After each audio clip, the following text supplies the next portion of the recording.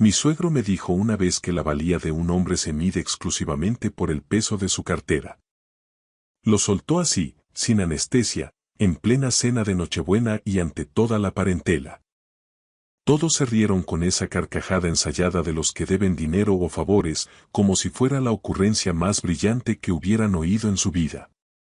Yo, por mi parte, me limité a quedarme allí sentado, trinchando el cordero asado, fingiendo que no sentía cómo se me retorcía el cuchillo en el pecho mientras el vapor del asado me empañaba la vista. Durante 8 largos años, permití que creyeran que mi cartera estaba vacía. Durante 8 años, absorbí como una esponja cada insulto velado, cada comentario sarcástico sobre mi oficio y cada mueca de superioridad de una gente que se creía de otra casta por tener chalés en La Moraleja y coches de alta gama que yo nunca podría permitirme. Me repetía a mí mismo que nada de eso importaba. Me convencí de que el amor de Elena era un escudo suficiente, de que ella veía mi valor real aunque su familia fuera incapaz de mirar más allá de un extracto bancario. Me equivocaba en casi todo por aquel entonces. Pero esa noche de Navidad, frente a 40 desconocidos en un restaurante de postín de la zona de Salamanca, mi suegro estaba a punto de descubrir lo caro que le saldría haberme subestimado tanto tiempo. Me llamo Adrián Torres. Tengo 34 años y, durante la última década, me he ganado la vida como artesano de restauración de muebles antiguos. En mi taller, recupero piezas dañadas y las vuelvo a unir. Cómodas de caoba con los cajones agrietados, mecedoras de rejilla que pertenecieron a la bisabuela de alguien, mesas de comedor de roble que han sido el mudo testigo de 50 años de cenas familiares. La gente me confía sus recuerdos más tangibles y yo les devuelvo la vida con mis manos. Es un trabajo honrado, un oficio que requiere paciencia y respeto por el pasado. Pero para los Valenzuela, yo no era más que un chapuzas con serrín en el pelo. Mi esposa, Elena, y yo nos conocimos hace 9 años en una feria local. Ella era diferente entonces, su risa era fácil y despreocupada. No le importaba que yo condujera una furgoneta vieja que olía a barniz ni que mi ropa fuera comprada en mercados de segunda mano. Decía que adoraba mis manos, que le fascinaba verme trabajar la madera y que amaba mi capacidad para crear belleza a partir de algo que el resto del mundo consideraba basura. Nos casamos 2 años después en una ceremonia civil muy sencilla, casi clandestina, en el juzgado. Sus padres apenas hicieron acto de presencia, como si asistir fuera un trámite molesto. Su padre, Vicente, me miraba desde su traje a medida como si yo fuera una mancha de grasa que tuviera que limpiarse de la suela del zapato. Su madre, Paloma, mantenía una sonrisa educada mientras sus ojos destilaban un desprecio que su boca, siempre diplomática, prefería callar. Ingenuo de mí, pensé que la situación mejoraría con el tiempo. Pensé que, cuando vieran cuánto amaba a su hija y la estabilidad que le daba, me aceptarían en su círculo. Nunca lo hicieron. Vicente Valenzuela es el dueño de 4 concesionarios de coches de lujo repartidos por toda la Comunidad de Madrid. Es un hombre ruidoso, pagado de sí mismo y con la misión personal de recordarme, en cada maldita reunión familiar, que nunca sería lo suficientemente bueno para su linaje. Paloma es más reservada, pero infinitamente más cruel. Lanza sus dardos envueltos en seda, disfrazándolos de preocupación materna por el futuro de su hija. Y luego está Hugo, el hermano menor de Elena, un tipo de 29 años que no ha dado un palo al agua en su vida, pero que se siente con el derecho divino de burlarse de mí por ganarme el pan con el sudor de mi frente. Aguanté 8 años. Agaché la cabeza y trabajé aún más duro en el taller. Amaba a mi mujer y confiaba ciegamente en que ella sería mi refugio. Pero Elena fue cambiando primero de forma sutil, casi imperceptible, y luego de golpe. Dejó de defenderme ante los ataques de su padre. Dejó de mirarme con aquella admiración de los primeros días. Al final, me di cuenta de que compartía mi cama con una mujer que parecía avergonzada de que yo, simplemente, existiera. Mi único vínculo con el mundo era el recuerdo de mi madre, que falleció cuando yo tenía 25 años, y mi tío Cayetano. Cayetano era un hombre de silencios profundos que vivía en una casa modesta en la Sierra de Guadarrama. Siempre vestía sus camisas de cuadros gastadas, calzaba botas de montaña viejas y conducía un todoterreno que había visto mejores décadas que la actual. Cuando cumplí los 18 años, me entregó algo cuyo valor fui incapaz de procesar en aquel momento. Era una tarjeta de un negro mate absoluto, sin logotipos bancarios ni relieves, solo un nombre grabado en plata. Cayetano Ferrer. Me pidió que la llevara siempre encima, pero que no se me ocurriera usarla a menos que fuera una cuestión de absoluta necesidad. Y entonces me dijo una frase que se me quedó grabada a fuego durante 16 años. El día que la uses, Adrián, sabrán exactamente quién eres. Nunca entendí el misterio. Se lo pregunté 1000 veces, pero él solo sonreía con esa sabiduría de los que saben esperar y decía que lo comprendería cuando llegara el momento justo. Mi tío murió hace 3 años. Nunca llegué a usar la tarjeta, la guardé en mi vieja cartera de cuero como un amuleto, un último pedazo de su presencia que podía llevar conmigo a diario. Aquella noche de Navidad, el aire en casa Lucio estaba cargado de una tensión invisible. Estaba sentado a una mesa larguísima, rodeado por los Valenzuela y una corte de parientes lejanos y socios de negocios. Éramos 42 personas, todas gravitando alrededor de la chequera de Vicente, y todas tratándome como a un figurante que se había colado en la película equivocada. Fue justo en ese instante cuando Elena buscó algo en su bolso de marca, sacó un sobre blanco y, con una frialdad que me heló la sangre, lo deslizó por el mantel inmaculado hacia mi plato. Eran los papeles del divorcio, firmados y sellados hacía 2 semanas a mis espaldas. Su padre, sin perder un segundo, levantó su copa de champán y anunció a voz en grito que yo estaría de patitas en la calle para el mes de febrero. Y entonces ocurrió lo más increíble. Toda la sala estalló en aplausos. 40 personas brindando y celebrando mi humillación pública y mi ruina personal en plena noche de Navidad. Me quedé allí petrificado, con el papel del divorcio quemándome las yemas de los dedos mientras las carcajadas de los invitados herían el aire como cristales rotos. Sentí el peso de cada desplante acumulado durante casi una década, de cada cena donde fui el blanco de las burlas, de cada vez que me hicieron sentir un estorbo en una vida de lujo que nunca pedí. Entonces, con una calma que ni yo mismo comprendía, busqué en mi vieja cartera de piel gastada y saqué aquella tarjeta negra mate que mi tío Cayetano me había confiado 16 años atrás. Se la entregué al sumiller, un hombre impecable que hasta ese momento me había ignorado con fría eficiencia profesional. Al rozar el material, su expresión cambió. Miró el nombre grabado en plata, Cayetano Ferrer, y juro que vi cómo se le escapaba el color del rostro. Se inclinó hacia mi oído, ignorando el protocolo, y me susurró 5 palabras que, al ser pronunciadas, provocaron un silencio sepulcral que recorrió la mesa de punta a punta. Sea bienvenido, señor. Ordene usted. Esta es la crónica de cómo dejé de ser un fantasma entre los vivos. Esta es la historia de la noche en que el Chapuzas demostró que el roble más viejo es siempre el más difícil de quebrar. Para que entendáis cómo llegué a ese reservado de casa Lucio, rodeado de hienas con trajes de Armani, debo llevaros atrás. Me crié en Carabanchel, en un piso pequeño donde el olor a café y a madera limpia lo llenaba todo. Mi madre, Rosa Torres, se deslomaba en 2 trabajos, limpiando oficinas por la mañana y cosiendo para afuera por las noches, para que nunca nos faltara un plato caliente.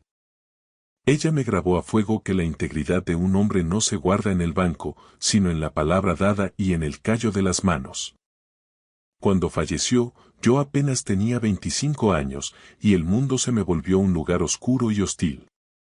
El único que evitó que me hundiera fue su hermano mayor, mi tío Cayetano. Era un hombre de pocas palabras y mucha sabiduría, que vivía en una casa de piedra en la Sierra de Guadarrama, rodeado de pinos y de un silencio que solo rompía el sonido de sus herramientas. Cayetano vestía siempre igual. Camisas de franela a cuadros, botas de montaña de las que ya no se fabrican y unos vaqueros que contaban 1000 historias de esfuerzo. Conducía un Land Rover viejo que tosía al arrancar, pero a él le daba igual lo que dijeran en el club de campo. De chaval, pasaba los veranos en su taller. Él me enseñó a escuchar a la madera, a lijar hasta que la superficie fuera suave como la seda y a ver la joya escondida en un mueble abandonado en un desguace. El tío Cayetano me dio un oficio, pero sobre todo, me dio un propósito. El día que cumplí los 18, me puso en la mano aquella tarjeta negra. Pesaba más de lo normal, era fría, sólida, casi metálica. Sin chip, sin numeración, solo el nombre. Cayetano Ferrer. Llévala siempre contigo, Adrián, me dijo con sus ojos de búho sabio. No la uses a menos que te veas contra las cuerdas. Pero el día que la saques, muchacho, sabrán exactamente quién eres. Durante 17 años fue solo un recuerdo, un pedazo de él que sobrevivió a su entierro hace 3 años. Y luego estaba Elena. Cuando la conocí en las fiestas de San Isidro hace 9 años, creí que me había tocado la lotería. Era deslumbrante, sí, pero lo que me cautivó fue su risa, una que hacía que el ruido de la ciudad se apagara. Pasamos horas hablando junto a los puestos de entresijos y gallinejas, y ella me juraba que nunca había conocido a alguien tan real. Decía que mis manos, manchadas de barniz y esfuerzo, tenían más verdad que todos los cachorros de la yatzar madrileña con los que sus padres intentaban emparejarla. Nos casamos por lo civil, en una ceremonia rápida en los juzgados de la calle Pradillo. Sus padres, Vicente y Paloma, aparecieron tarde y se fueron temprano, como quien cumple con una visita al dentista. Vicente Valenzuela, el patriarca, me marcó desde el primer minuto. ¿Restaurador? O sea, que eres un chapuzas que arregla sillas cojas, soltó con un desprecio que habría congelado el Mediterráneo. Paloma, por su parte, practicaba una crueldad más refinada, una caridad aristocrática que dolía más que un bofetón. Hugo, el cuñado, era el peor. Un niní de manual que se creía un tiburón de las finanzas porque su padre le había puesto un despacho y un coche de 100.000 euros.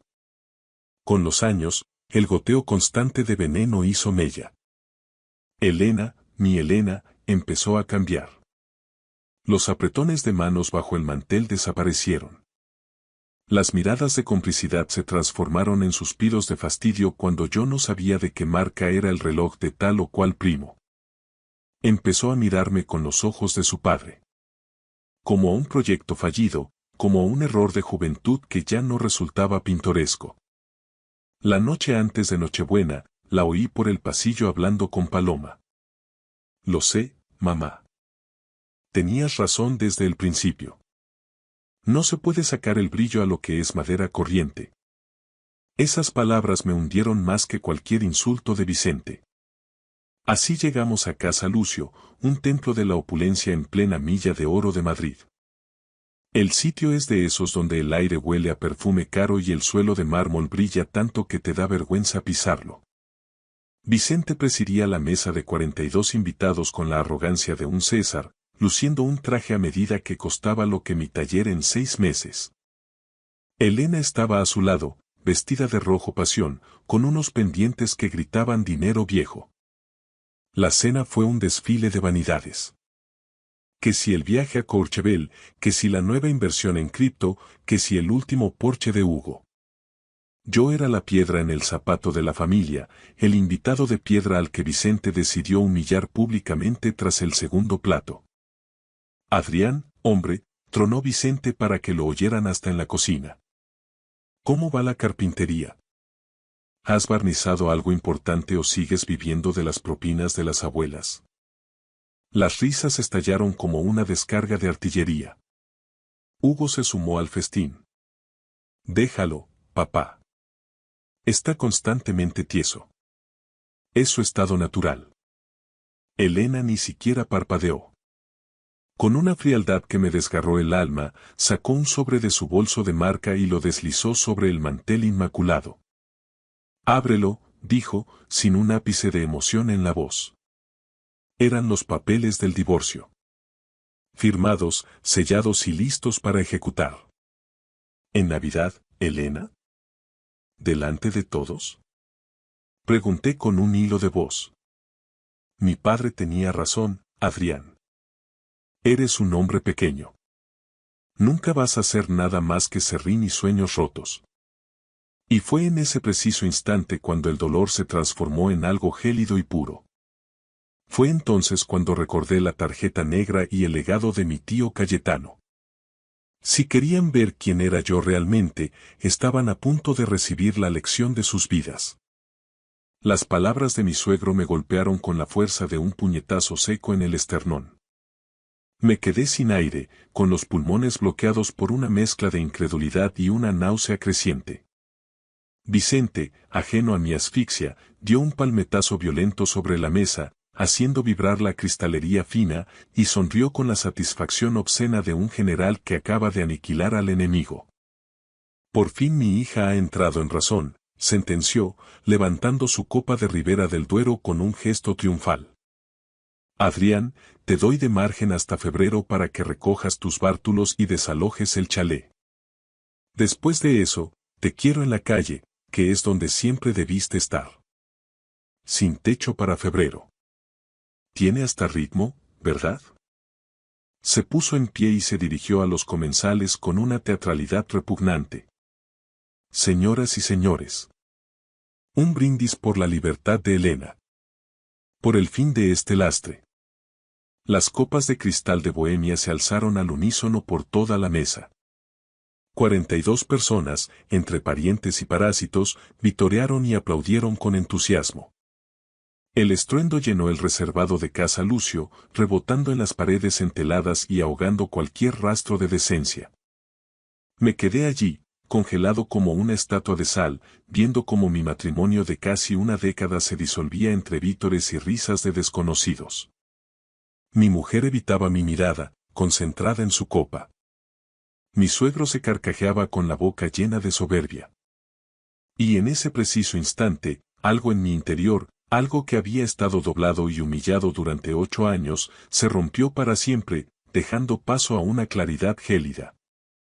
Recordé cada desprecio que me había tragado para no causar una escena. Cada vez que me obligué a sonreír mientras me llamaban el reparador. Cada noche de soledad en el taller preguntándome qué me faltaba para ser digno de ellos.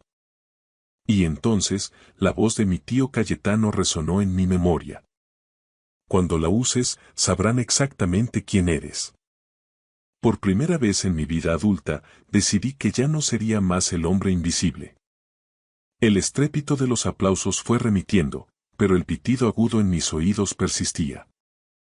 Recorrí con la mirada los rostros de aquellos que me rodeaban. Para ellos yo ya era un cadáver social, un error administrativo que Elena acababa de subsanar.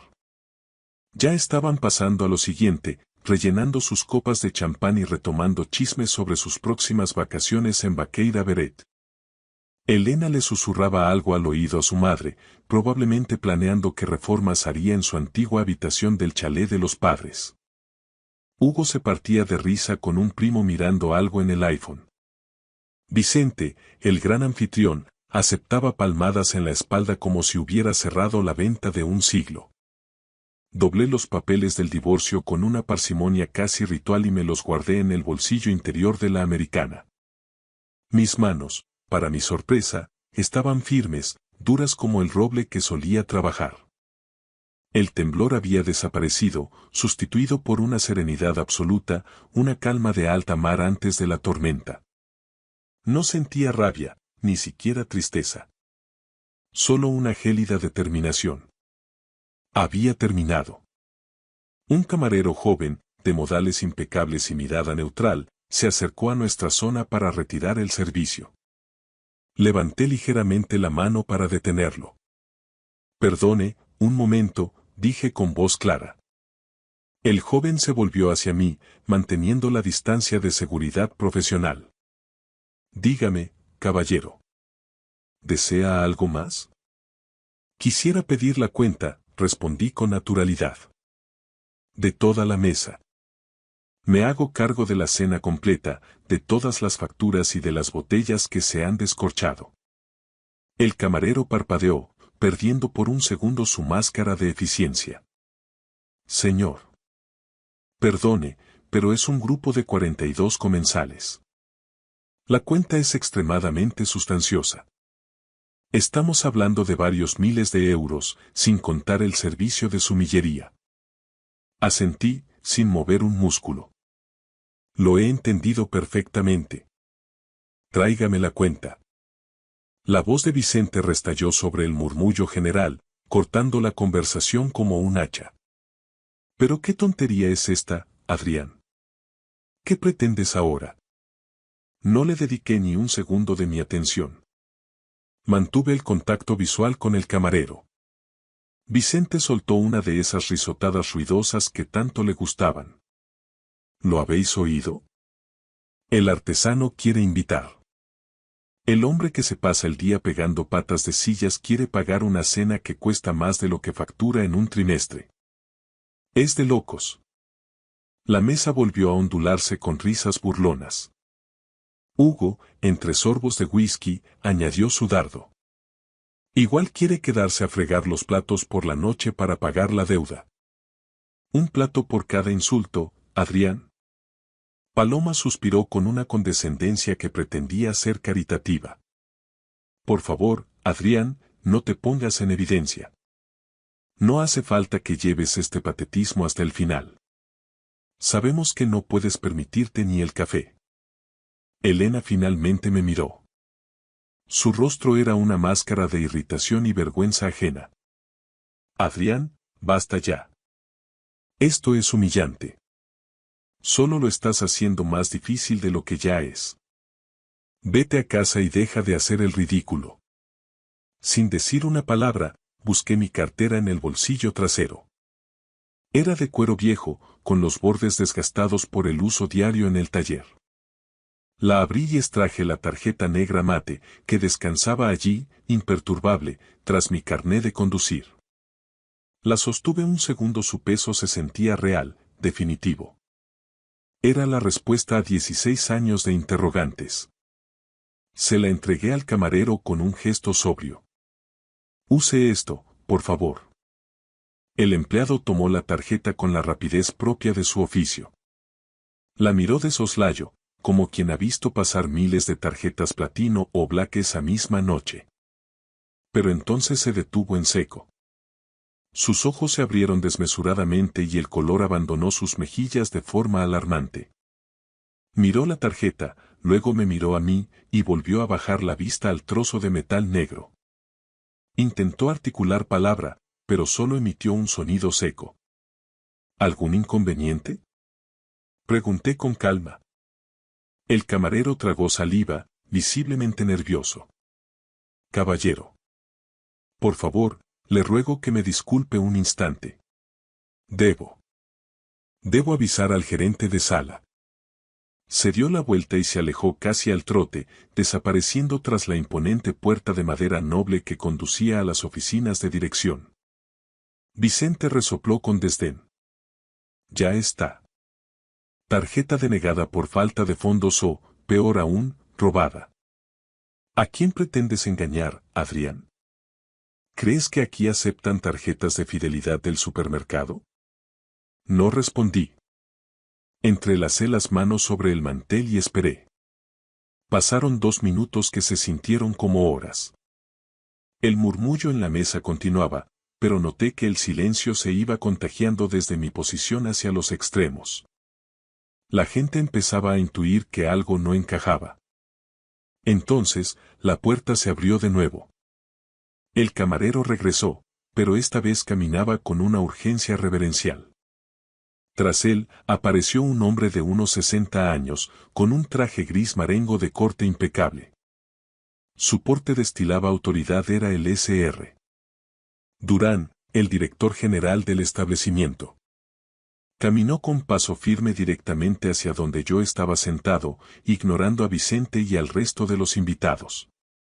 Se detuvo frente a mí y, ante el asombro de todos, se inclinó en una venia respetuosa. Señor Torres. Me puse en pie para recibirle. Dígame, Sr. Durán. La voz del director era formal, pero cargada de una deferencia que nadie en esa mesa me había mostrado jamás. Caballero, le ruego que acepte mis más sinceras disculpas. No teníamos la menor constancia de que nos honraría con su presencia esta noche. De haberlo sabido, habríamos dispuesto un protocolo de recepción a la altura de su rango y habríamos despejado el salón principal para su total comodidad. Vicente se inclinó hacia adelante, con la vena del cuello hinchándosele por la indignación. ¿Pero qué broma es esta? ¿Sabe con quién está hablando, hombre? Este tipo es un simple carpintero. El Sr. Durán ni siquiera se dignó a mirarlo. Su atención estaba blindada sobre mi persona. Señor Torres, nos hemos comunicado de inmediato con el Consejo de Administración y con el Gabinete Jurídico de la Herencia. Todo ha sido verificado. Las instrucciones del señor Cayetano Ferrer fueron tajantes. En el momento en que esta tarjeta fuera presentada, debíamos activar el protocolo de sucesión de forma inmediata. Sentía el pulso acelerado, pero mantuve el tipo. ¿Y qué significa exactamente eso aquí y ahora? Pregunté. El Sr. Durán bajó un poco la voz, pero en el silencio absoluto que se había apoderado del reservado, sus palabras resonaron como campanadas de catedral.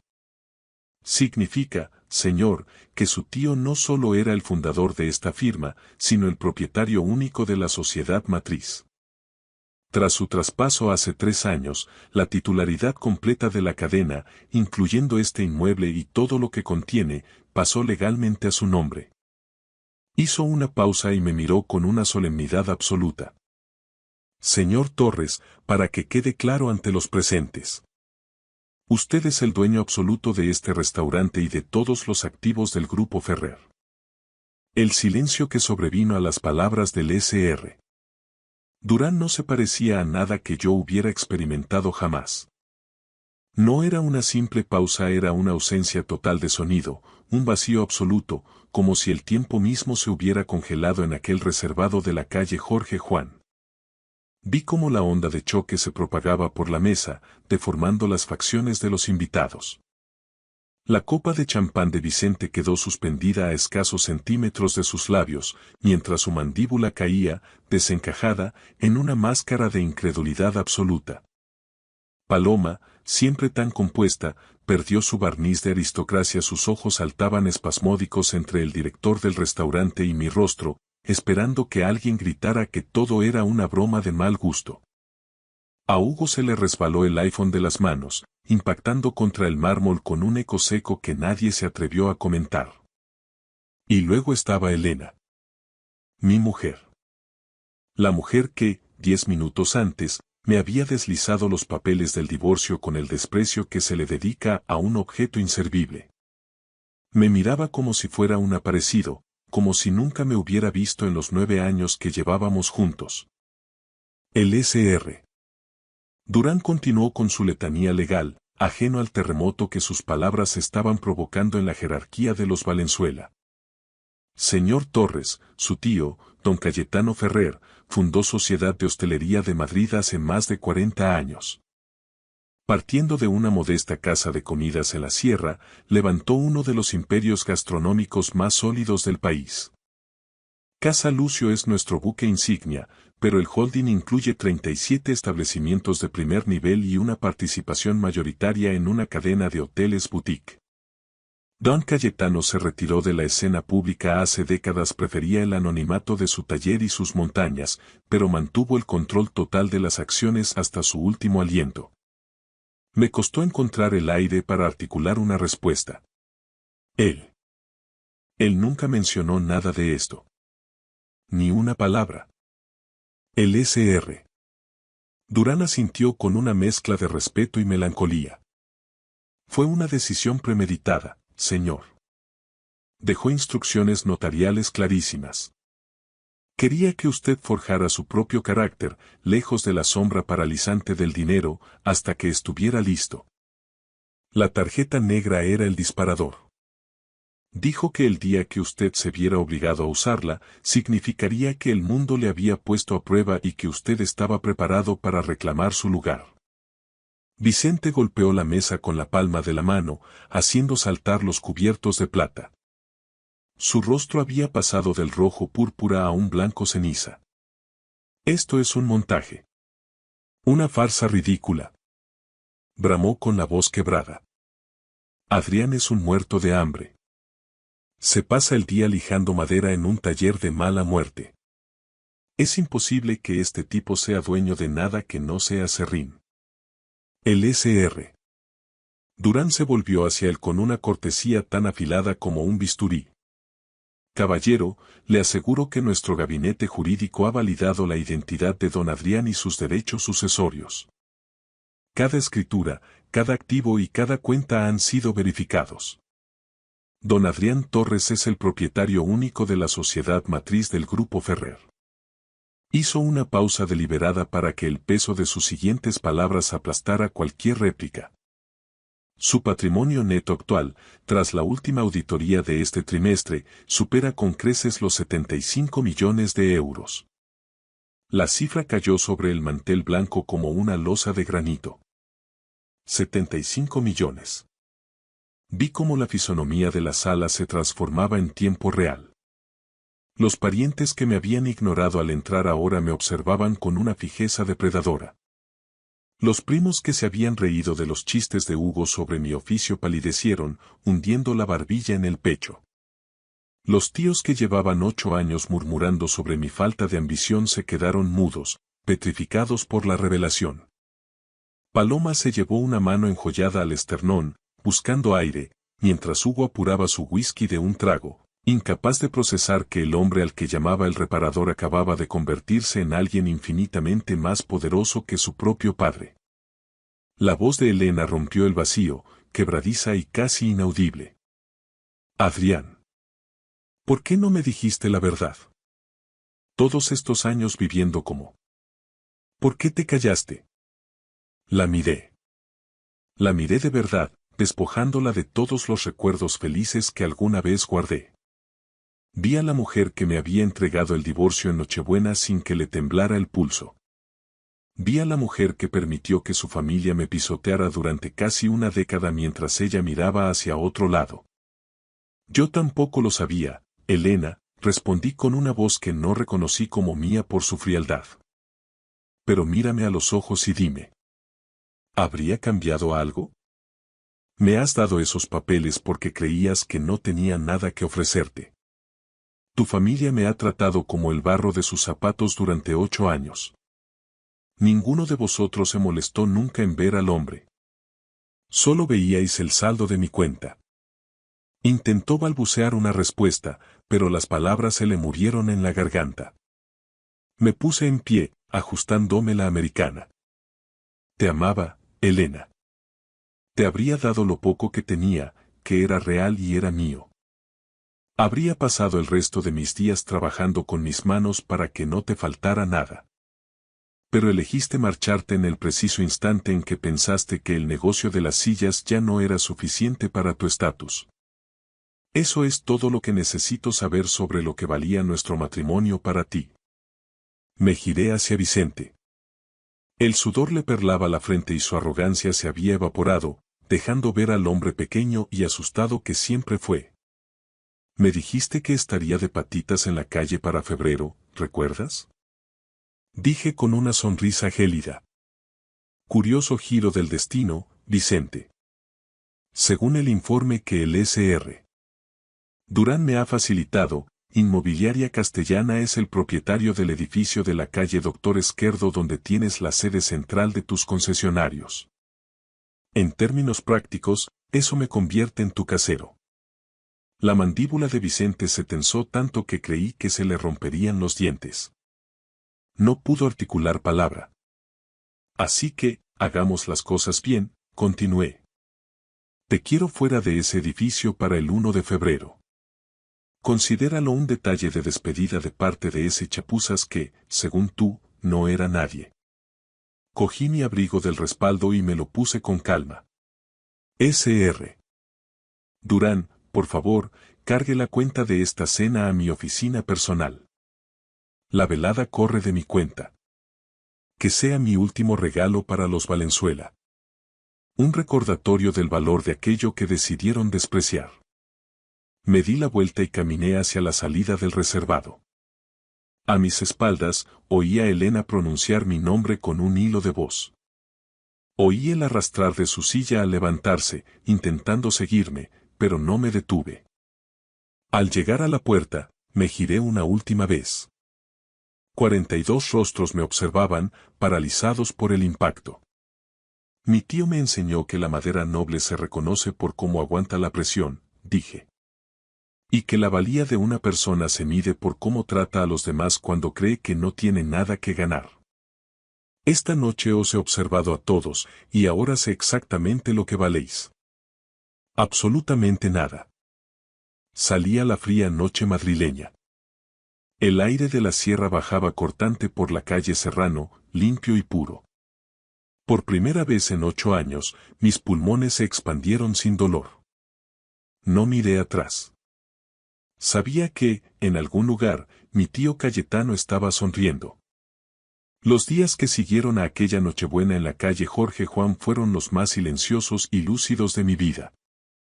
Conduje de vuelta al chalet que había compartido con Elena, hice una sola maleta con lo estrictamente necesario y me marché antes de que ella cruzara el umbral. No quería escenas de alcoba, ni llantos tardíos, ni esa clase de disculpas que solo florecen cuando el saldo bancario del otro se vuelve público. Quería cerrar aquel capítulo con la misma precisión con la que ajusto una junta de Milano. Limpia, firme y definitiva. El proceso de divorcio fue una lección magistral de ironía jurídica.